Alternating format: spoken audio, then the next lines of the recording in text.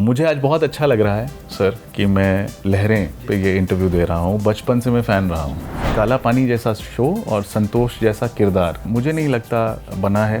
सबसे ज़्यादा अगर लोग पहचानते हैं मुझे तो वही सीनियर इंस्पेक्टर रजत के रूप में जो मेरा किरदार था सीआईडी में। शायद कॉम्प्लेक्शन को लेके हर जगह हो जाता था, नहीं आप फिट नहीं हैं, आप फिट नहीं हैं, अनफिट, तो नहीं मिलता था काम। प्रभावित होते हैं अमिताभ बच्चन से, आमिर खान से, शाहरुख खान से। मैं वैसे आया था, इच्छा तो सबकी होती है शाहरुख खान बने, लेकिन एक्टिंग करने आए थे। मनोज वाजपेयी बहुत सीनियर हैं, बहुत अच्छे कलाकार हैं and one of the reasons हैं जो मैंने ये प्रोफेशन चुना। एनिमल ने एक अलग किस्म का डिबेट को जन्म दिया है। मैं नहीं चाहूँगा कि रणबीर कपूर ने जो किरदार निभाया है वैसा भाई हो, पति हो, बेटा हो, वो गलत है। नमस्कार, मैं हूं रेहान हुसैन और आप देख रहे हैं लहरें। इस वक्त हमारे साथ बातचीत करने के लिए मौजूद हैं मशहूर अभिनेता विकास कुमार जी।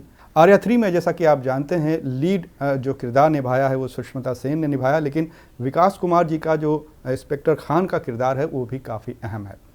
तो सर से हम बातचीत का सिलसिला शुरू करते हैं। सर, स्वागत है आपका। शुक्रिया सर। बहुत दिन लग गए। बहुत दिनों से हम लोग कोशिश कर रहे थे कि मिलें और ये वार्तालाप करें, लेकिन चलिए देर आए दुरुस्त आए। बिल्कुल, आपने मशहूर कह दिया, इतना मशहूर हूँ नहीं मैं। और हाँ, आर्या सीज़न 3 आई है जी, और अच्छा है, लोगों को पसंद आ रहा है, हम भी एक्साइटेड हैं। सुष्मिता सेन हैं, उनके साथ काम करके मज़ा आया है और आगे देखते हैं कैसा रिस्पॉन्स आता है। तो किस तरह का जब ये सीरियल आपको मिला, क्योंकि आजकल OTT का ज़माना है और आप एक वेल नोन फेस बन चुके हैं OTT के, और इस दौर में अगर हम जैसे अगर फिल्म की बात की जाए, दूसरे OTT मनोज वाजपेयी की जाए, तो वो किंग एक तरीके से हैं, लेकिन उनके कंपैरिजन में आप भी जो है एक वेल नोन फेस बनते जा रहे हैं, चाहे वो एक्टिंग के लिहाज से हो या फिर अपनी प्रेजेंस के लिहाज से हो। काफ़ी तारीफ़ें हो रही हैं आपके रोल की जो आर्या 3 में आपने। जी, शुक्रिया सर। एक तो बहुत बड़े नाम से आपने तुलना कर दी। मनोज वाजपेयी बहुत सीनियर हैं, बहुत अच्छे कलाकार हैं and one of the reasons हैं जो मैंने ये प्रोफेशन चुना। जी, मेरे इंस्पिरेशन रहे हैं। बहुत पहले उनकी फिल्म आई थी तमन्ना। हाँ, तमन्ना ही थी ना शायद, जी जी, परेश रावल के साथ, पूजा भट्ट के साथ।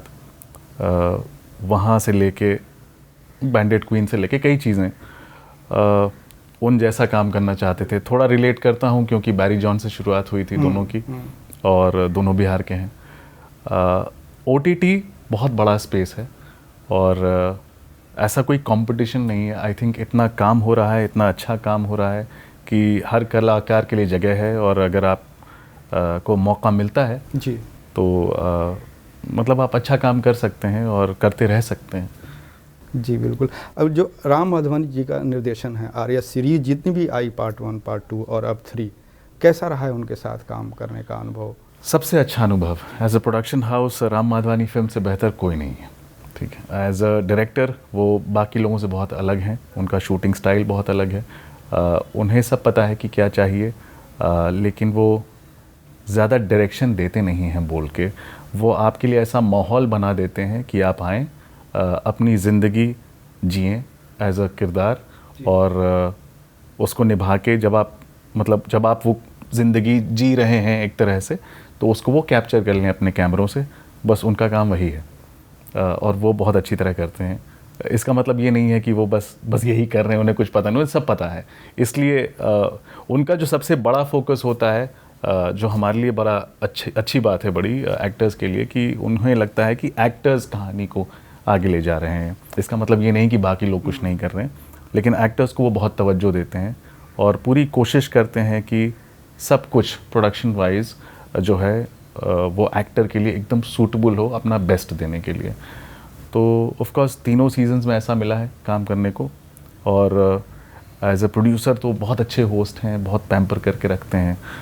तो we always look forward to working with him और आगे भी आशा है कि और चीज़ों में भी उनके साथ जुड़ने का मौका मिलेगा। सीजन 1 और 2 में आप भागते ही रहे हैं सुष्मिता सेन जी के पीछे, उनको पकड़ने के लिए, उनको कैच करने के लिए, और फाइनल में अब क्या कुछ रिवील करना चाहेंगे? भाग ही रहा हूँ क्योंकि वो गलत काम कर रही हैं। पहले भाग रहा था मदद के लिए, मुझे उनसे मदद चाहिए थी फर्स्ट सीज़न में, और फिर उन्हें गाइड करने के लिए कि आप गलत राह पे शायद जा रही हैं, आपके पति ये नहीं चाहते थे। सेकंड सीज़न में मैं भाग रहा था ये पता लगाने के लिए कि वो क्या कर रही हैं, कर क्या रही हैं, what is she up to, क्योंकि उन्होंने मुझे धोखा दिया था। और थर्ड सीज़न में, सेकंड सीज़न के एंड में मुझे पक्का मालूम हो गया था कि वो डॉन बन चुकी हैं। तो थर्ड सीज़न में मैं फिर से उनके पीछे भाग रहा हूँ, जो कि मेरा काम है, मेरा पेशा है, क्रिमिनल के पीछे भागना, क्राइम को दूर करना, ड्रग्स को रोकना, वही कर रहा हूँ। तो घायल शेरनी को पूरी तरह से कंट्रोल में कर लेंगे इस सीजन, या फिर संभावना है कुछ? ये तो आर्या कौर की दर्शक देख रहे हैं, देखते हैं। ये अंतिम वार नाम हमने दिया है। हर तरफ से घिरी हैं आर्या, रशियंस पीछे पड़े हैं, नलिनी साहिबा जो ईला अरुण है वो पीछे पड़ी हैं, मैं तो हाथ धो के पीछे पड़ा हुआ हूँ ही, और भी उन्होंने दुश्मन पाल रखे हैं। और ये सब इसलिए भी है क्योंकि वो गलत काम कर रही हैं। तो देखते हैं, ये कैट एंड माउस, चूहा बिल्ली वाला जो खेल है ये चलता रहेगा, और इसमें कौन सफल होता है और आगे कहानी कहाँ जाती है ये वक्त बताएगा। काम करके कैसा लगा सुष्मिता सेन जी के साथ, क्योंकि बीच में उनके साथ हार्ट अटैक भी वो सफ़र किया उन्होंने, और फिर रिकवर किया, और फिर दोबारा शूटिंग की जब आर्या 3 रिलीज़ हुई सीज़न में, और अब आखिरी आ रहा है। तो पूरा ओवरऑल अगर हम बात करें सीज़न 3 के शूटिंग की, जब वो सफ़र किया उन्होंने हेल्थ से, और फिर रिकवर करके दोबारा शूटिंग पे आई, तो किस तरीके से उन्होंने बिहेव किया, या फिर अपने काम को लेकर वो कैसा रहा आपने देखा? बहुत बड़ी तारीफ़ है, मतलब मैं क्या बोलूँ, किसी को भी तोड़ सकती है ऐसी चीज़ कि आपको हार्ट अटैक हो, और मतलब थोड़ा सा हम लोग जब गए थे जयपुर, हम लोगों का लास्ट लेग था, हम लोग बहुत कुछ ख़त्म करके, कुछ दिनों का शूट बाकी था, और शुरुआत में ही ऐसा हो गया। पता किसी को नहीं चल पाया था कि हुआ क्या है, कितना सीरियस है, और उन्हें भी शायद शुरू में नहीं पता चला था। फिर बम्बई आई तो उन्होंने कुछ दिनों बाद खुद ही दुनिया को बताया, और तब हमें पता चला। लेकिन हॉस्पिटल में रहते हुए ही उनकी तमन्ना हो रही थी, हफ्ते भर के अंदर ही आई थिंक वो स्टेंट लगा, उसके बाद से ही वो व्याकुल थी कि मुझे जाना है और शूट करना है। लेकिन ऑफ कोर्स उनके डॉक्टर्स अलाउ नहीं करते। आई थिंक 1 महीने बाद हम लोग वापस राजस्थान में थे, और भरी गर्मी में दोपहरी में शूट कर रहे थे, और सबसे ज़्यादा जो एक्शन वाले सीन्स हुए हैं, चाहे बंदूक चलाना, चाहे हैंड फाइट हो, चाहे तलवार चलाना, सुष्मिता ने सारे सीन्स वो इस इंसिडेंट के 1 महीने 1.5 महीने बाद किए हैं। पहले ही मतलब पहुँचे वहाँ पर और शूटिंग हुई। तो ये तो बहुत मतलब काबिल तारीफ़ बात है, और हम सब इंस्पायर होते हैं इस चीज़ से। एंड आई थिंक सबका प्यार है जो उन्हें प्रेरित करता होगा, और जिस तरह से वो जी हैं, she is always been a very strong woman शुरू से।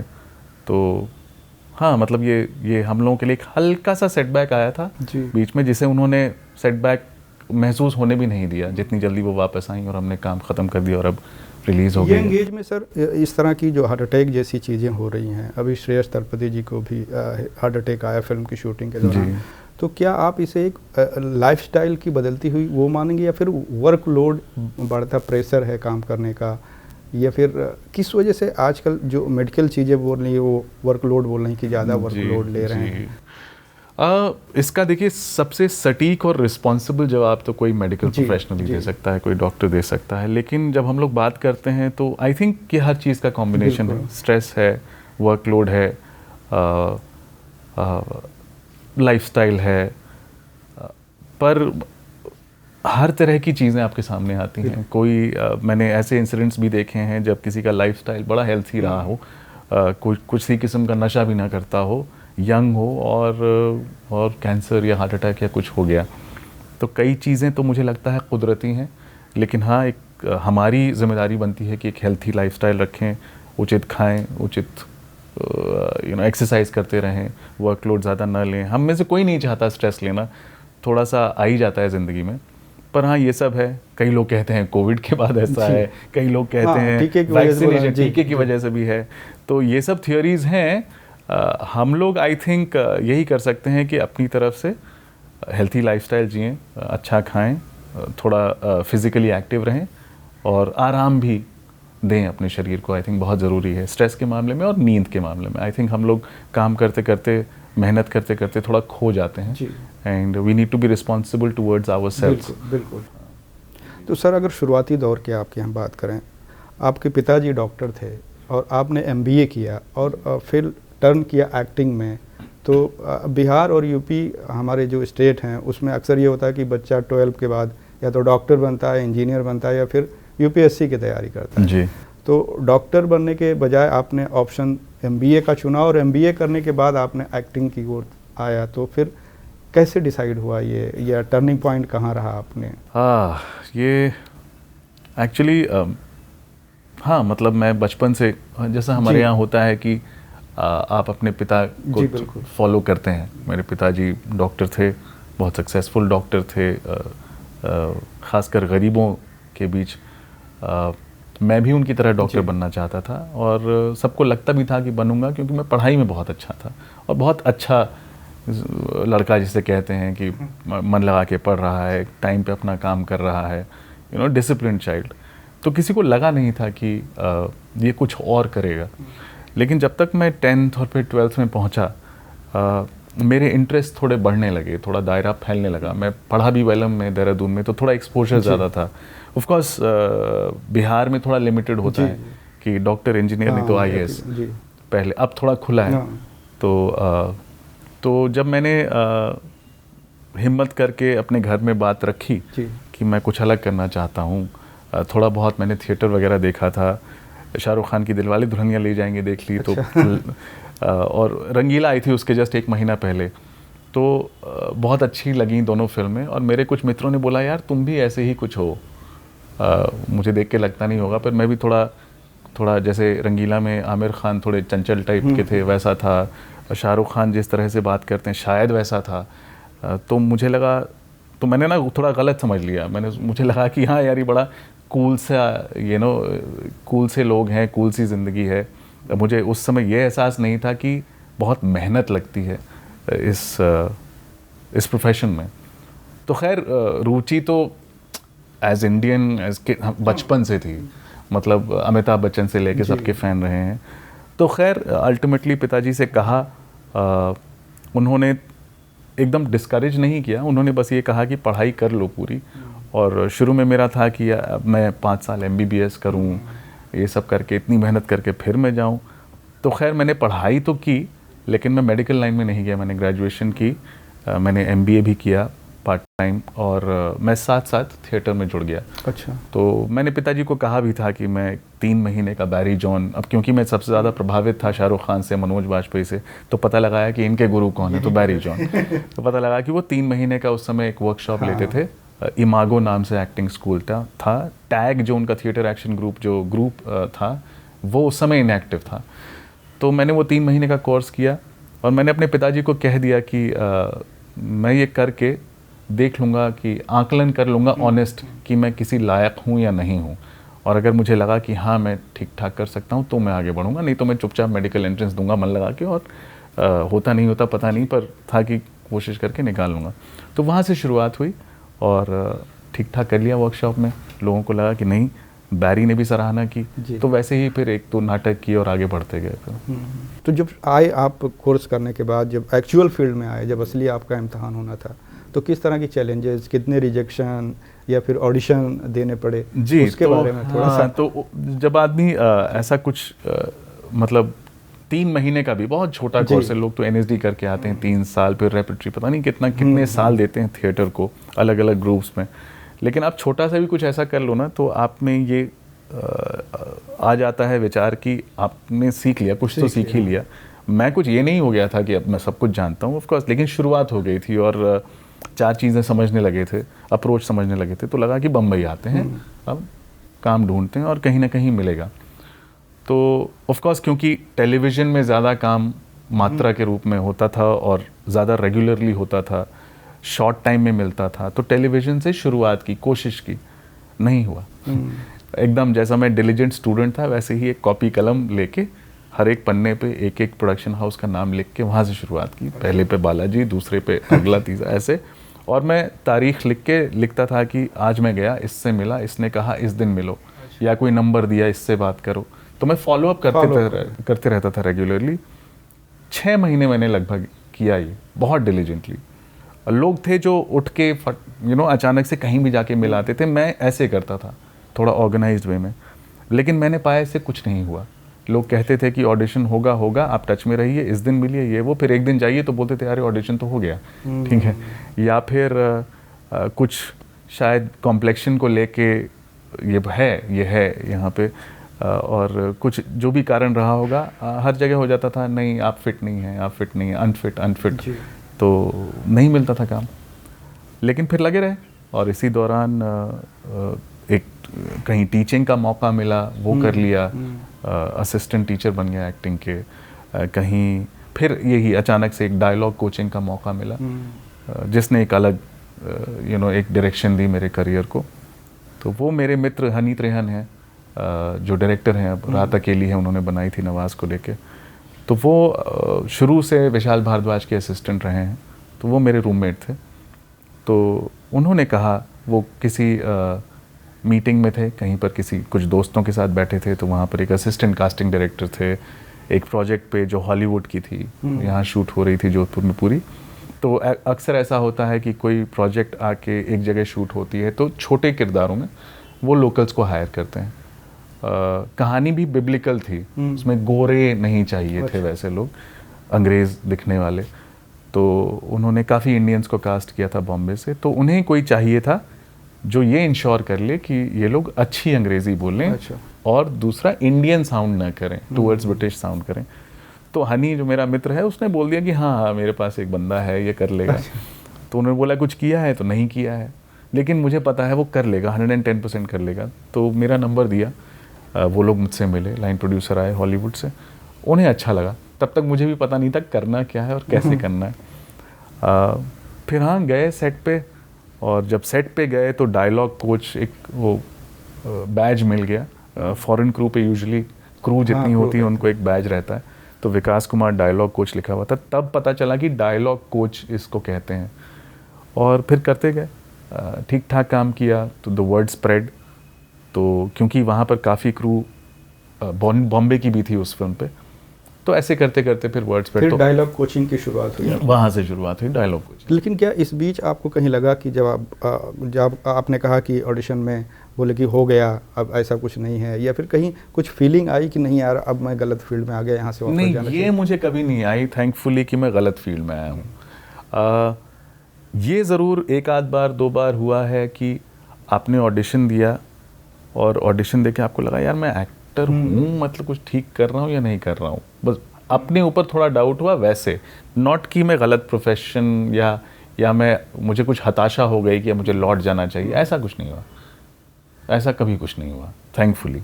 और काफ़ी जल्दी फिर ये डायलॉग कोचिंग में भी लग गया, तो कुछ पैसे आने लगे, कुछ व्यस्त रहने लगे, काम में मज़ा आने लगा, और एहसास हुआ कि अच्छा हो रहा है। तो हाँ धीरे धीरे कुछ लोगों ने बोला भी कि तुम डिस्ट्रैक्ट हो रहे हो, अरे तुम अच्छा कर लोगे। मैं जिस ग्रुप में था वहाँ का मतलब मैं ठीक ठाक मैंने किया था बैरी के यहाँ या नाटकों में। कोई ऐसा गोल बना के नहीं आप आगे बढ़े कि नहीं हीरो का ही रोल करना या फिर फिल्म ही करनी है, या फिर टेलीविज़न को ही एम करके आगे बढ़े कि काम की तलाश में है, काम मिले कहीं भी काम करना? हाँ, तो मैं ऑफ कोर्स आप प्रभावित होते हैं अमिताभ बच्चन से, आमिर खान से, शाहरुख खान से, मैं वैसे आया था। हीरो बनने आया था ये मैं नहीं कहूँगा, इच्छा तो सबकी होती है शाहरुख खान बने, लेकिन एक्टिंग करने आए थे, थोड़ा बहुत नाटक वाटक किया था तो अच्छा कर लेते थे, एंजॉय करते थे पूरे प्रोसेस को, तो वो करने आए थे। फिल्मों में ये आई थिंक मैंने ये गलती की थी। अगर आजकल लोग थोड़े ज़्यादा स्मार्ट होते हैं, अगर आप अपनी एक वो समझ लेना कि आप कहाँ ज़्यादा चांसेस हैं आपके काम मिलने के। मुझे भी कहते थे तो अगेन कॉम्प्लेक्शन सब कुछ देख के बोलते थे यार तुम क्राइम वाले में जाओ, तुमको ऐसे ये जो तुम सीरियल में ढूंढ रहे हो नहीं मिलेगा। और सीरियल टिपिकल पारिवारिक सास बहू वैसे बनते थे, लेकिन मुझे लगता था कि यहाँ पे बहुत सारा काम होता है तो कहीं भी मिल जाए, कुछ मिले। ऐसा नहीं कि कुछ भी मिल जाए, लेकिन कुछ मिले जो करने में मज़ा आए, कुछ दिन करें, थोड़ा कैमरा के सामने एक्टिंग सीखें भी कर करके, लेकिन वो हुआ नहीं हुआ। फिर चलते चलते चलते आगे जाके हुआ, तो फिर बहुत अच्छे से हुआ। यशराज से सीधे फ़ोन आया। फिर पाउडर के बाद CID, इसके बाद खोटे सिक्के जी सब। एक आपको नहीं लगता कि आप एक टाइप कास्ट या इंस्पेक्टर या पुलिस वाले रोल में बंध गए? जी, ये मतलब शुरुआती 3-4 काम जो हैं मेरे सब सीनियर इंस्पेक्टर वाले थे। तो जब मैं इश्किया के सेट पे था एज डायलॉग कोच, तब यशराज से फ़ोन आया था ऑडिशन के लिए, पाउडर के लिए।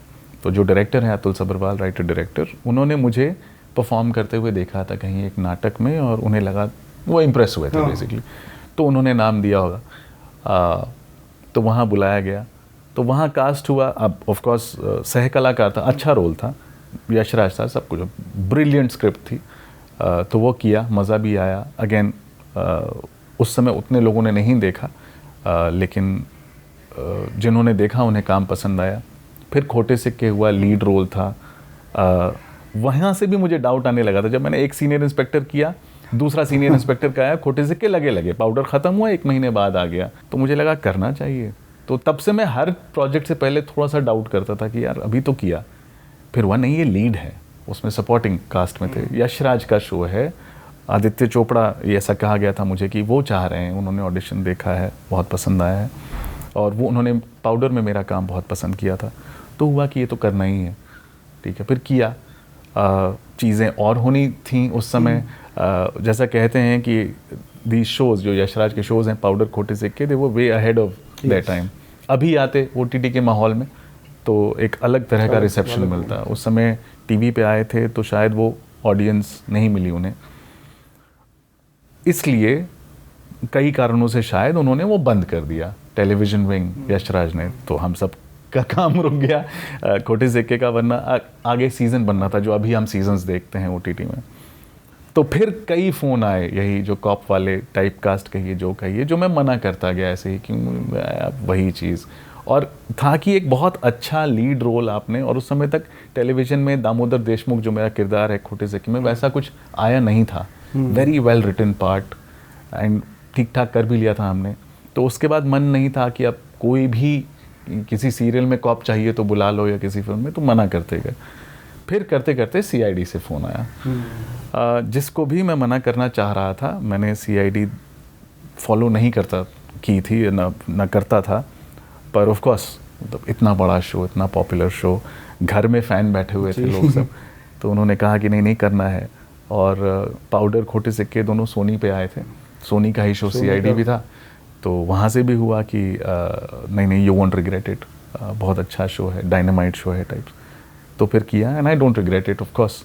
इनफैक्ट आज सबसे ज़्यादा, आपने शुरू में कह दिया मशहूर, पता नहीं कितना हूँ, लेकिन सबसे ज़्यादा अगर लोग पहचानते हैं मुझे तो वही सीनियर इंस्पेक्टर रजत के रूप में जो मेरा किरदार था CID में। हालांकि मैं सिर्फ 1-1.5 साल था वहाँ, पर खुशकिस्मती थी मेरी कि उस समय कुछ बहुत अच्छी कहानियाँ बनी, कुछ बहुत अच्छा काम हुआ मुझे। मैं वहाँ था भी तो कभी कभी ना ऑफिसर सेंट्रिक एपिसोड्स बनते थे कि एक ही ऑफिसर पे कुछ पर्सनल स्टोरी लेके कहानी है, तो ऐसे 3-4 कहानियों का हिस्सा बनने का मौका मिला मुझे।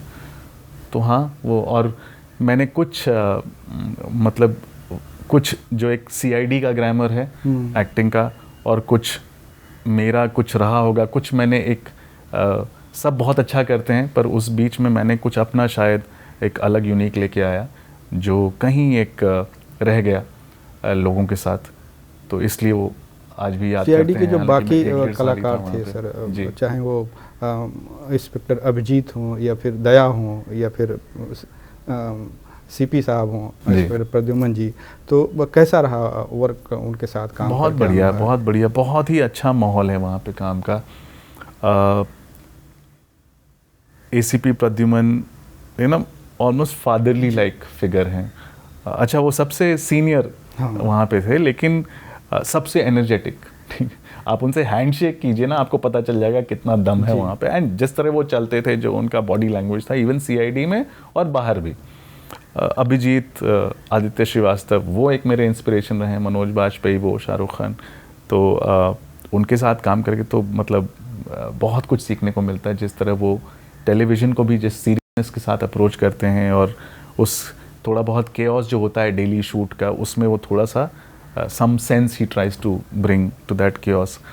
दया, इतने बड़े स्टार हैं, आई थिंक टेलीविज़न के अनडाउटेडली सबसे बड़े स्टार CID के जो 3 हैं, और उसमें दया, लेकिन very humble, very good actors, all of them very good people, बहुत अच्छी वेल ऑयल्ड मशीनरी। सारुंके साहब, तारिका, मतलब जो भी जो मेन CID की कास्ट थी।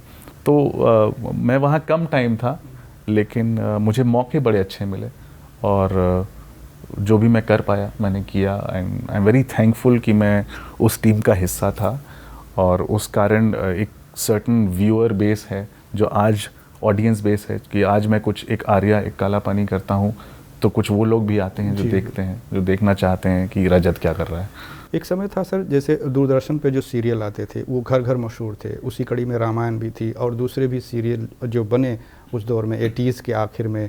और फिर जब निजी टेलीविज़न का दौर आया, स्टार प्लस या सोनी आया, तो CID जैसे सीरियल्स लोग घर घर में लोगों की पहचान बन गए। और अब उसका नया वर्जन OTT जब से सामने आया है, तब से एक बेहतरीन कंटेंट जो है OTT पे, और बेहतरीन कलाकार जो है आ रहे हैं, कलाकारों की एक्टिंग निखर के सामने आ रही, लोगों के पास आ रही। तो इस दौर को कैसे देखते हैं, उस दौर में जो दूरदर्शन, फिर निजी टेलीविज़न और अब OTT?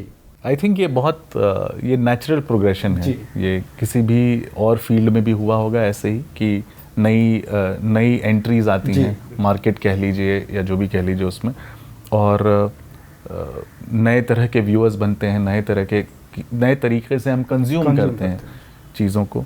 तो आई थिंक मोटा मोटा तो अच्छा ही है, मतलब ज़्यादा स्पेस मिल रहा है काम करने के लिए। OTT में इतना काम हो रहा है, राइटर्स, डायरेक्टर्स, प्रोड्यूसर्स से लेके हम एक्टर्स, सब के लिए ज़्यादा काम है। और OTT में खासियत यह है कि अगेन थोड़ा सा वो जो एक स्टारडम को लेके, एक सर्टेन लुक को लेके, ये सारी चीज़ें जो एक प्री रेक्विजिट्स सी बनी हुई थी ना फिल्मों में या रेगुलर टेलीविज़न में भी काफ़ी हद तक, मैं ये नहीं कह रहा कि हर आदमी यही कर रहा था, उस चीज़ को काफ़ी तोड़ा है। और ये हम सब मतलब अग्री करेंगे कि OTT में आपको कमाल के टैलेंट हर साल देखने को मिलते हैं।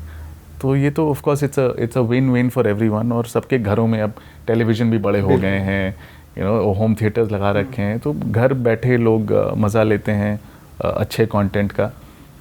थोड़ा सेंसरशिप का मामला यहाँ नहीं है, इसलिए ये भी है कि हर तरह का कंटेंट आप कंज्यूम कर सकते हैं, जैसे इंटरनेशनल स्टैंडर्ड का कोई रोक टोक नहीं लेकर भी कंट्रोवर्सी होती है। हाँ, मैं उस पर भी आ रहा था, बोलिए ना। तो सेंसरशिप का रोल कहाँ तक होना चाहिए? जी, मैं आई थिंक वो सेल्फ सेंसरशिप है, वो आपके विवेक पर है। आई थिंक किसी भी चीज़ को बस मतलब बस बेवजह ऐसे ही आप चाहे वायलेंस डाल दें, चाहे एडल्ट सीन्स डाल दें, चाहे फाउल लैंग्वेज डाल दें, आई थिंक उसकी ज़रूरत नहीं है। एंड आई थिंक ऑडियंस भी बहुत कुछ उनके पास अवेलेबल है। ये नहीं है कि एक ही शो है जिसमें हम जिसमें हमें कुछ एडल्ट कंटेंट मिलेगा। वो तभी देखेंगे जब वो सब आपकी जो मेन कहानी है वो जस्टिफाई होती है। मतलब अगर वो उसके साथ जाती है तो देखेंगे, आप ऐसे ही ज़बरदस्ती डाल दीजिएगा तो नहीं देखेंगे। अगर आज कोई सीरीज़ है जिसमें समझ लीजिए गालियाँ बहुत सारी हैं, लेकिन अगर वो चली है तो वो इसलिए चली है क्योंकि उसकी कहानी, उसके कैरेक्टर्स और वो सब बहुत, जैसे एनिमल फिल्म को ले लीजिए, कितनी आलोचना हुई लेकिन फिर भी बॉक्स ऑफिस पर उसने ज़बरदस्त कमाई की। वायलेंस और महिलाओं के प्रति जो लैंग्वेज यूज किए गए हैं, हाँ, ये एनिमल ने एक अलग किस्म का डिबेट को जन्म दिया है। आई थिंक पर्सनली मुझे लगता है कि मैं बड़ा मॉरल उसमें नहीं, मतलब मैं सिनेमा के रूप में देखता हूँ। मुझे नहीं लगता मुझ पर ये चीज़ें असर करती हैं अगर आप कुछ भी किसी किस्म से दिखाएं। और ठीक है, शायद एक ऑडियंस है जो वनरेबल है, जो आइडेंटिफाई करती है, लेकिन मुझे लगता है एक बहुत बड़ा तबका जो ऑडियंस का है वो आप वो सब दिखाएं ना दिखाएं, वो वैसे हैं जैसे हैं। और फिर मतलब ये again it's a larger debate. It's ऐसे एक हल्के से अगर मैं कुछ कह दूं तो उतना वो नहीं है, लेकिन हाँ, जिसको जिस किस्म का कंटेंट भी अच्छा नहीं लगता है वो उसे ना देखें। हाँ, मतलब बेसिक तो यही है। और हाँ, मतलब मैं अपने उससे देखूं तो मतलब मैं भी वायलेंस और इन चीज़ों को मैं प्रोपेगेट नहीं करूँगा, लेकिन सिनेमा होता है जिसमें वो होता है और मैं उसे फिर सिनेमा की तरह देखता हूँ। वो भी एक आर्ट फॉर्म है जिस तरह से दिखा रहे हैं वो। ये मेरा व्यक्तिगत विचार है कि कैरेक्टर्स पे अगर हम कह भी रहे हैं ना, तो मुझे लगता है कि वो तो हैं ख़राब कैरेक्टर्स, तो एनिमल है, वो तो बोल रहे हैं एनिमल है, तो कहाँ से, मतलब मैं नहीं चाहूँगा कि रणबीर कपूर ने जो किरदार निभाया है वैसा भाई हो, पति हो, बेटा हो, वो गलत है और लेकिन मैं उसको उसी तरह से देख रहा हूँ। मैं उसको एज अ हीरो कि अब मैं इससे एक्साइट हो रहा हूँ, मैं भी ऐसा बनूंगा। और जैसा मैंने कहा, हर तरह के लोग हैं, मतलब ये है लार्जर डिबेट का हिस्सा है ये, मैं उसको हल्के में नहीं बोल देना चाहता। अब एक एक सीन को उठा लें तो ठीक है, अलग अलग चर्चाएं हो सकती हैं, लेकिन ऐसा फिर हर फिल्म नहीं, एक मैसेज का कंक्लूजन जो निकाला जा रहा था कि मैसेज जो है अच्छा नहीं जा रहा है इससे समाज में, क्योंकि फिल्में जो है समाज का आईना होती हैं और लोग उसे आज की यूथ पीढ़ी काफ़ी फॉलो करती है और उसे लेकर आगे बढ़ती है वो। वही मैंने कहा, ये थोड़ा लंबा चौड़ा डिबेट है। हमारे यहाँ बहुत सारी ऐसी फिल्में बनती आई हैं, अब अगर हम पीछे खोल दें तो फिर बहुत सारी ऐसी चीज़ें हैं, ऐसे गाने हैं जो नहीं होने चाहिए उस लिहाज से। बहुत लोगों पर असर करती है, ये भी फैक्ट है जी, ठीक है। आप नहीं दिखाओ तब भी वो नहीं सुधरेंगे, ये भी फैक्ट है। तब भी एक लोगों की एक सोच एक तरह से है, और ऐसा भी नहीं है कि आप फिल्मों में बहुत अच्छी चीज़ें दिखा दें तो कल को आपका समाज पूरी तरह से सुधर जाएगा, ये भी नहीं होने वाला है। तो लाइक आई सेड, ये एक एक पॉइंट लेके हम बात कर सकते हैं इस पे, लेकिन हाँ, मैं उसको एक किसी भी फिल्म को या किसी भी ऐसे कंटेंट को एज एंटरटेनमेंट देखता हूँ। मुझे नहीं अच्छा लगता, मैं घर पे बैठा हूँ, मैं चेंज कर लूँगा। हॉल में होऊंगा, बोर हो रहा हूँ तो निकल आऊँगा बाहर, या फिर उसमें कुछ और चीज़ें होंगी जो मुझे एक्साइट कर रही हैं तो वो ठीक है, वो देख लूँगा। हाल ही में एक वेब सीरीज और आई आपकी काला पानी जी, काफ़ी उसे लेकर भी चर्चा हुई, इतने अच्छे कंटेंट को लेकर चर्चा हुई कि आखिर इंडिया में इस तरह का कंटेंट भी बन सकता है जी। और आपका रोल उसमें संतोष का वो भी एकदम बेमिसाल था, जिस तरीके से आपने की अदाकारी, तो उसे लेकर क्या कहना चाहेंगे? शुक्रिया, आपको पसंद आया हमारा शो और मेरा किरदार। आई थिंक ये मेरे लिए once in a lifetime opportunity रही है। काला पानी इतनी अच्छी राइटिंग नहीं हो सकती हमारे यहाँ। अपने आप में अनोखा कंटेंट जी, बहुत अनोखा कंटेंट है और बहुत ऑनेस्टली अप्रोच किया है लिखाई में, कास्टिंग में। जैसा कि होता है कई और जगहों पे मैं देखता हूँ कि नहीं यार, छोटा रखो, ऑडियंस बोर हो जाती है, इसमें थोड़ा थ्रिल लाओ, ये कर, ऐसा कुछ नहीं। जो स्क्रिप्ट डिमांड करती है वो रखा है।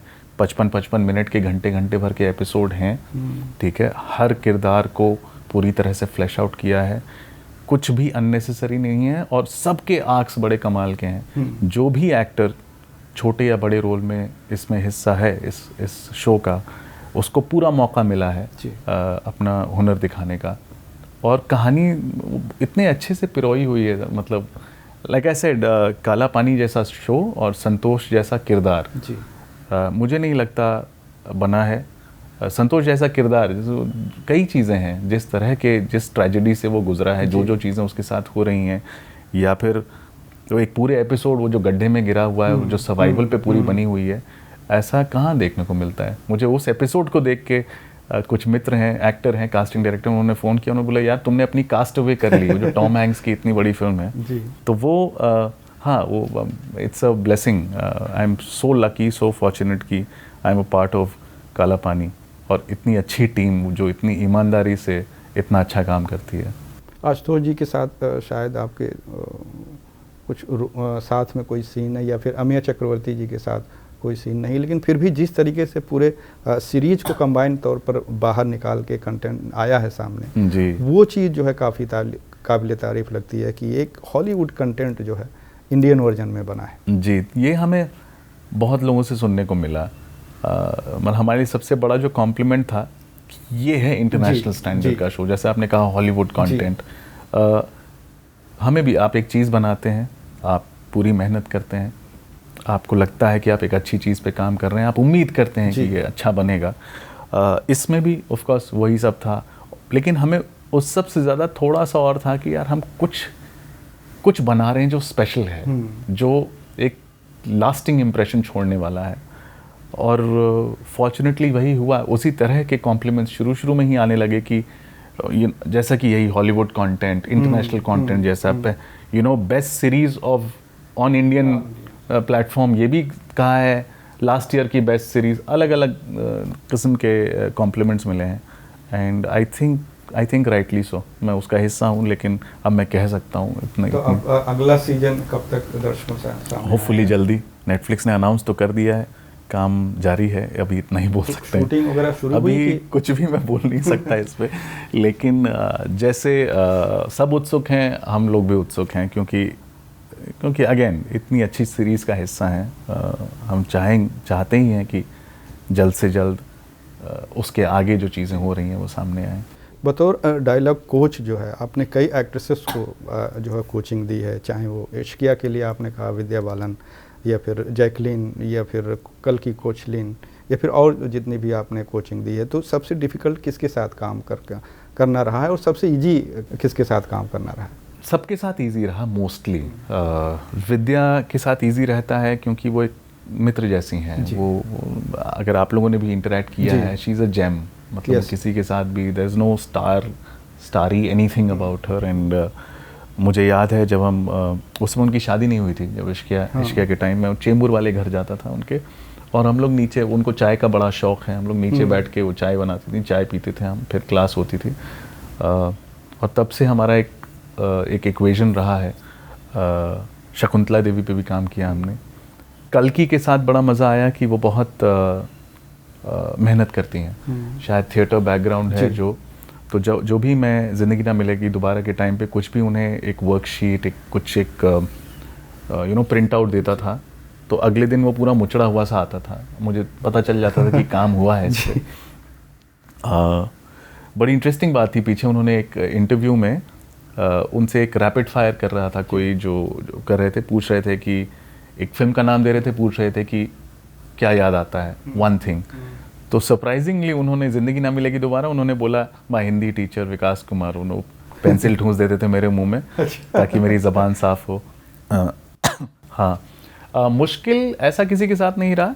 जनरली कभी कभी होता है कि लोगों के साथ काम कर रहे हैं और अब इसे जो भी कहें, मतलब इट्स अनफॉर्चुनेट या ऐसा ही है कि हमारे जो बड़े स्टार्स हैं वो बहुत बिज़ी हो जाते हैं, उनका लाइफस्टाइल बहुत बिज़ी है, पर्सनली भी प्रोफेशनली भी।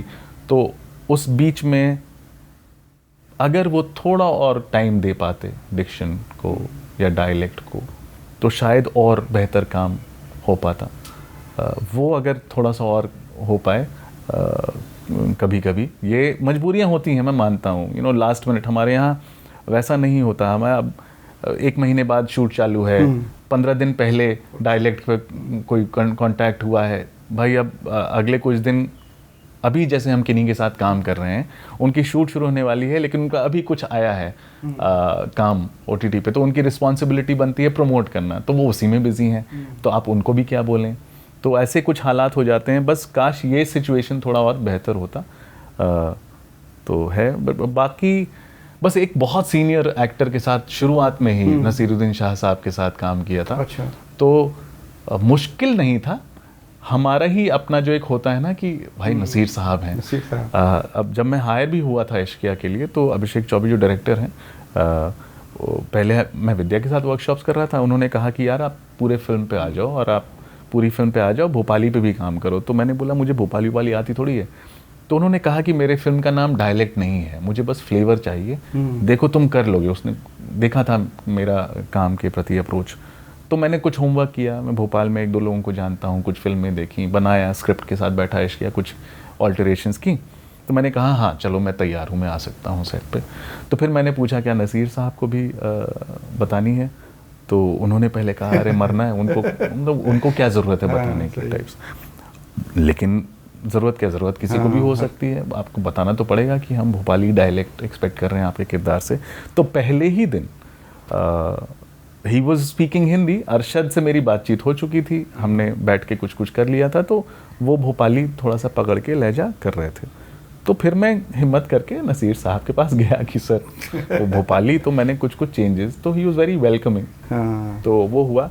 लेकिन यह है कि कभी कभी किसी और वजह से वो ऐसा दिख जाता था कि यार मैं जाऊं ना जाऊं, वही ना, एक तो इतने सीनियर, अब वो कोई समझ लीजिए शॉर्ट्स के बीच में कुछ उपन्यास खोल के बैठे हैं या स्क्रिप्ट खोल के ही बैठे हैं और कुछ कर रहे हैं, और आप सोच रहे हैं कि अब जाके टोकना है, या फिर एक बहुत अच्छा टेक हो गया परफॉर्मेंस वाइज, अब सबको लगा चलो आगे बढ़ते हैं नेक्स्ट, और आपको लग रहा है यार डायलेक्ट तो पूरा गलत था, अब मैं कैसे जाके बोलूँ ठीक है।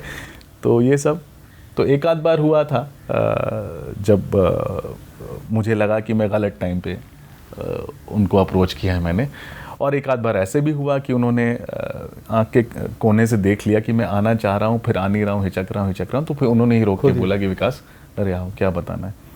बट हाँ 2 महीने मैं ये कर रहा था, तो उतने बड़े आदमी को आप शॉट के बाद जाके टोकना कि सर हेलो नहीं हेलो, या कुछ जो भी जो हल्की हल्की चीज़ें मैं नहीं मैं, तो हाँ। लेकिन वो क्योंकि मेरा पहला काम था किसी हिंदी फिल्म के सेट पे, तो उसने मुझे तैयार कर दिया किसी के लिए भी। तो फिर मैं अब जैसे कमेंट्री ट्रेनिंग भी देता हूँ, तो चाहे बड़े बड़े क्रिकेटर्स हों जो भी हों, मैं फिर।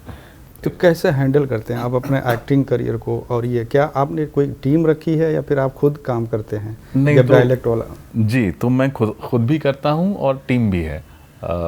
तो जैसे कि जब मैंने CID से पहले खोटे सिक्के की पाउडर किया, मुझे टाइम मिल जाता था डायलॉग कोचिंग का, अच्छा। कुछ वर्कशॉप्स करने का, और उतना ज़्यादा काम भी नहीं था उस समय। जब CID शुरू किया मैंने करना, तो अब क्योंकि टेलीविज़न शो है तो ऑलमोस्ट 25 दिन पूरा महीना आप काम कर रहे हो, तो मुझे इंडिविजुअल वर्कशॉप्स के कॉल आने लगे। तो मुझे लगा अब क्या करें, रोक दें कि करें, तो फिर नहीं है, तो फिर धीरे धीरे टीम एक्सपैंड की। तो मेरे एक मित्र हैं, उनको फ़ोन किया, मेरी पत्नी है रावी सहगल, हम दोनों मिले थे बैरी जॉन के यहाँ एक्टिंग वर्कशॉप में, वो है हिस्सा। स्ट्रिक्टली स्पीकिंग नाम की कंपनी है। अच्छा। और अब धीरे धीरे करके कुछ लोग हैं, एम्प्लॉयज़ कोई नहीं है, लेकिन एक ग्रुप टाइप का है जो जब जिसके लायक काम आता है, जो उसके लिए सबसे सूटेड है वो करता है। कभी कभी हम लोग बाहर से भी हायर करते हैं, कोई ऐसा डायलेक्ट आ जाए, जैसे पश्तो पे काम करना था, बॉर्ड ऑफ ब्लड पे, तो हम एक काबुल का लड़का था जिसने कभी नहीं किया था, लेकिन हम उसके थ्रू काम कर रहे थे, वो हमारे थ्रू, हमारा एक प्रभात एक मेरे मित्र हैं वो थे उस प्रोजेक्ट पे, और वो दोनों मिलकर फितूर में आपने शायद काम किया था। फितूर पे मैंने आदित्य रॉय कपूर को। तो आपकी लाइफ को अगर हम देखें सर, शुरुआती दौर में जब आपकी पत्नी की आपने बात की, तो जब आपका करियर मतलब संघर्ष ही कर रहे थे आप, तो रिलेशनशिप में करीब 10-12 साल तक थे, और फिर आपने शादी की और सक्सेसफुली, तो दोनों चीज़ों को उस समय कैसे बैलेंस किया जब आप संघर्ष कर रहे थे? हाँ, हो गया बैलेंस। इस तो वही जब थिएटर में या एक्टिंग में रुचि जागी, तो इसलिए कि जस्ट टू इंश्योर कि चीज़ें आगे ठीक रहें, मैंने MBA तब किया। अच्छा। और ताकि मेरे पिताजी भी को लगे कि ये पूरा बहक नहीं गया है। शुरू में उन्हें लगता था कि ये ग्लैमर से अट्रैक्टेड है, और मेरी पत्नी जो होने वाली उस समय तक होपफुल था कि मैं इसी से शादी होगी, और उन्हीं से हुई, कि उन्हें भी लगे कि नहीं ये खिला देगा कुछ। लेकिन हाँ, ये मैं कहूँगा कि आई थिंक सबको, अगर आप फाइनेंशियली बहुत साउंड नहीं है आपका बैकग्राउंड, तो फिर आप पढ़ाई लिखाई करके आएँ, थोड़ा डिग्री लेके आएँ, हो सके तो वर्क एक्सपीरियंस लेके आएँ 1-8 साल का, वो आपको एक बैकअप भी रहेगा। और मैं डिस्करेज नहीं कर रहा हूँ कि इस प्रोफेशन से, लेकिन बैकअप भी रहेगा और वो आपको कॉन्फिडेंस भी देता है। और जो वक्त आप पढ़ने में ये सब में बिताते हैं, आप बहुत कुछ सीखते हैं। ये सिर्फ किताबी बातें नहीं हैं, आप एक बेहतर एक्टर बन सकते हैं, क्योंकि एक्टिंग में भी तो आपको लाइफ ही प्रेजेंट करनी, तो जब तक आप वो देखेंगे नहीं बाहर जाके, तो करेंगे क्या। तो अभी हमारे फैंस या दर्शक आपको हल्के फुल्के रोल या कॉमेडी रोल या फिर किसी रोमांटिक रोल में कभी इस तरह का कोई ऑफ़र मिले तो आप उसे करना चाहेंगे, या फिर आपका जो जोनर एक सेट हो चुका है उसी जोनर में आप आगे जाएंगे, उस तरह की फिल्में आप करेंगे, या नहीं, उससे थोड़ा बाहर निकल के कुछ अलग चीज़ करने की कोशिश करेंगे? नहीं, मेरी पूरी इच्छा है कि मैं कुछ अलग करूं। अलग काला पानी में अलग किया है। मैं मानना चाहूँगा कि जो कॉप रोल्स भी हैं, ऑफ कोर्स राइटिंग की वजह से मैंने कोशिश की है कि कुछ सब में अलग अलग रहे। आर्या वाला ही कॉप जो है, वो जो आप फिल्मों में देखते हैं उनसे बहुत अलग है जी। काला पानी डेफिनेटली अलग है। अनफॉर्चुनेटली जो भी कॉमेडी की है मैंने, एक की थी एक शो में, पूरा कॉमेडी ही था और बड़ा अच्छा था, वो बाहर आया ही नहीं काम, वो रुक गया 14 एपिसोड होके। और जब टेलीविज़न के लिए ट्राई कर रहा था, तो मेरा बहुत मन था कि मैं ये जो टिपिकल फैमिली शो जिसमें रोमांस हो, हस्बैंड वाइफ या बॉयफ्रेंड गर्लफ्रेंड, वैसा कुछ मिले। किसी ने उस लायक समझा नहीं, दिया नहीं।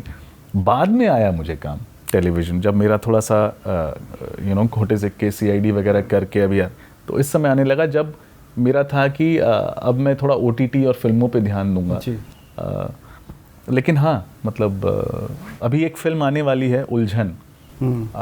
हाँ वो कॉमेडी और वैसा नहीं है, कुछ हल्की फुल्की फिल्म नहीं है, लेकिन हाँ मैं पुलिस वाला नहीं हूँ, मैं लखनऊ बेस्ड एक बिजनेसमैन हूँ। तो आपके लीड रोल से है या फिर? नहीं, मैं लीड रोल में। तो उलझन में मैं हूँ और सलोनी बत्रा मेरी पत्नी बनी है। अच्छा। जो एनिमल में रणबीर की सिस्टर थी। सर आपसे आने वाले फिल्मों के या प्रोजेक्ट्स के बारे में जानकारी चाह रहे थे कि फैंस जानना चाहते हैं कि आगे वो आपको किन किन प्रोजेक्ट्स में देख पाएंगे। एक तो काला पानी सीज़न 2, उसके अलावा एक फ़िल्म है, बहुत प्यारी फिल्म, उलझन नाम है, लखनऊ बेस्ड कहानी है।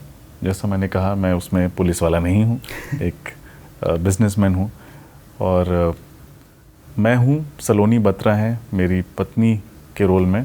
सलोनी बत्रा को हम सब ने एनिमल में रणबीर कपूर की बहन के रोल में देखा है जी, काफ़ी वायरल हुई थी वो। जी। तो वही है इमीडिएट जो कि तैयार है, जो वी आर जस्ट होपिंग कि जितनी जल्दी हो सके आए। तो इसमें मतलब रोमांटिक भी किरदार है आपका या फिर एक बिजनेसमैन का? नहीं, पति पत्नी है जो एक दूसरे को बहुत प्यार करते हैं। तो गाने वाने जरूर होंगे? नहीं, वैसी वाली फिल्म नहीं है ये। हाँ जी, गाने एक है, एक थीमेटिक चलता है, लेकिन वो जिस तरह से आप सोच रहे हैं कि दो किरदारों के बीच में वैसा नहीं। तो सर एक बिहार से या गया से आए हुए एक ऐसे लड़के को एक टॉप पे शोहरत की बुलंदी पर आज हम पहुंचा हुआ देखते हैं, तो इन सालों में जो आपने कुछ पाया है या खोया है, कैसे एनालाइज करते हैं आप अपने आप को कि जो कुछ भी मिला है उससे आप संतुष्ट हैं या अभी और चीज़ें बाकी हैं कि आप और कुछ करना चाहते हैं अपने सेटिस्फैक्शन के लिए कि जितना मैंने काम किया है, लोगों को पसंद आया है, यही हमारे लिए बहुत आगे है और इसी को कंटिन्यू करके आगे जाना है?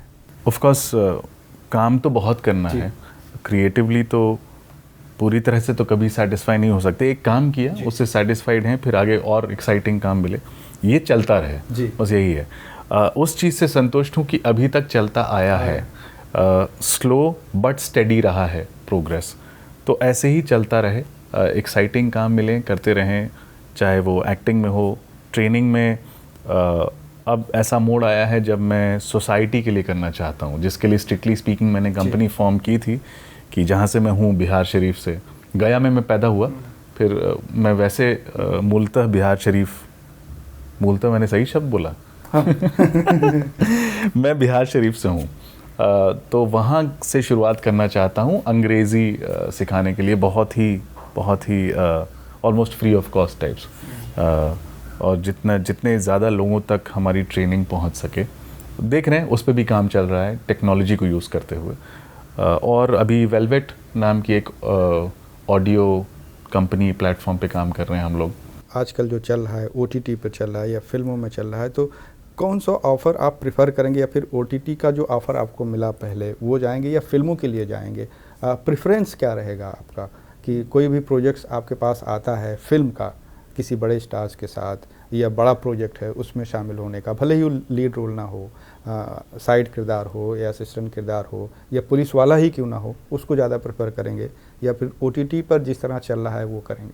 तो बेसिकली मैं इंस्टिंक्ट पे रिलाई करता हूँ, जब कुछ आता है राइटिंग पे रिलाई करता हूँ, मेरे किरदार पे रिलाई करता हूँ, तो अगर वो इंस्टिंक्टिवली लगा कि हाँ करना चाहिए, ऑफ कोर्स सबसे मतलब रोल तो मैटर करता ही है।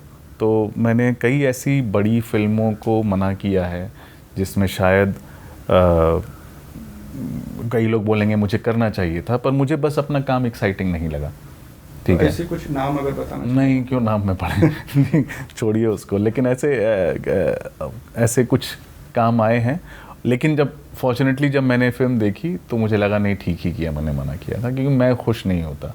वही तो वो उस समय एक्साइट नहीं किया, तो या तो एक्साइट करे, फिल्म मेकर एक्साइट करे, कहानी एक्साइट करे, मिले और आप उस रोल से संतुष्ट हो, दिल की घंटी बजनी चाहिए कि बिल्कुल बजनी चाहिए, और दिल की घंटी बजनी चाहिए अगर वैसे मैं कह सकता हूँ या फिर वो जो होता है ना बटरफ्लाई इन योर स्टमक की, बटरफ्लाइज इन योर स्टमक की, ये मैं कर पाऊंगा नहीं कर पाऊंगा, कहीं चैलेंजिंग एक्साइटिंग लगे। जहाँ जैसे कि जब काला पानी आई थी स्क्रिप्ट मेरे पास, तो मुझे लगा यार ये तो करना है, ये तो करने में बड़ा मज़ा आएगा, चैलेंजिंग होगा, बहुत टफ सीन्स हैं। आर्या आई थी तो apart from it being a good part, Sushmita Sen है, रहमत, तो ऐसा कुछ भी आपके सामने आता है, वो फिल्म हो OTT हो, कोई फ़र्क नहीं पड़ता। दोनों का हिस्सा दोनों आए, क्यों ना आए, क्यों सिर्फ OTT करें, क्यों फिल्में ना करें। फिल्में की हैं, परमाणु की है, हामिद की है, सबसे बड़ी कमर्शियल में परमाणु की है, वैसा कुछ आए फिल्मों में। मुझे कोई ऐसा नहीं है कि लीड कैरेक्टर ही, हाँ एक कहानी में, फिल्मों में लीड का ज़्यादा स्कोप होता है, जैसे कि मैंने उलझन फिल्म में लीड किया है, उसकी एक जर्नी अच्छी होती है, आर्क अच्छा होता है, तो उसको जीने में मज़ा आता है। इसलिए OTT में कई सपोर्टिंग एक्टर्स का भी आर्क बहुत अच्छा होता है, क्योंकि उतना वक्त मिल जाता है उस किरदार को, तो एक्टर्स को ज़्यादा करने का मौका मिलता है।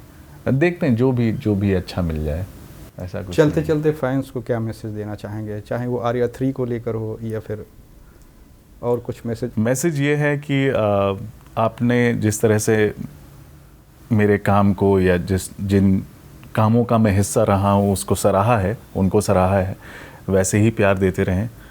काला पानी आपने पसंद की, आर्या पसंद की, और मैं कोशिश करूँगा कि उतनी ही मेहनत करूँ और अच्छा काम आपके सामने पेश करता रहूँ। मुझे आज बहुत अच्छा लग रहा है सर कि मैं लहरें पे ये इंटरव्यू दे रहा हूँ। बचपन से मैं फ़ैन रहा हूँ, ठीक है, और अगर मतलब मैं फिल्म जर्नलिज्म की बात करूं तो इंट्रोडक्शन जो हम लोगों का, हमारी जनरेशन का, इसी से हुआ है। हम लोग छोटे छोटे क्लिप्स देखते थे, हम लोग वीडियो कैसेट्स पे देखते थे मंगवा के, जहां हम फिल्म में, जब हम एक, आपने वो दौर देखा होगा VCP या VCR हायर करते थे रात भर के लिए, तो उसमें हम 3 फिल्मों के साथ एक लहरें का ले आते थे कि अलग अलग चीज़ें देखने को मिलेंगी। और सही मायने में जो ट्रिविया, जो इंटरेस्टेड होते हैं ना लोग फिल्मी सितारों के बारे में जानने के लिए, वो लहरें कैप्चर करती थी। आजकल ये जो पापराजी कल्चर जो आ गया है, वो थोड़ा सा डिस्टर्बिंग है, पर ठीक है, ये शायद डिमांड ऑफ द टाइम्स है, सोशल मीडिया है, लेकिन आई थिंक लहरें फिल्म जर्नलिज्म करेक्ट वे में कैप्चर करता था। तो मैं बहुत खुश हूँ कि मैं लहरें पे आपसे बात कर रहा हूँ। जी सर, चलिए बहुत बहुत शुक्रिया, आपने समय निकाला हमसे बातचीत के लिए सर। ये थे अभिनेता विकास कुमार जी जो हमसे बातचीत कर रहे थे। उम्मीद है कि विकास कुमार जी को हम आने वाले दिनों में और चैलेंजिंग रोल में देख पाएँ। शुक्रिया, नमस्कार।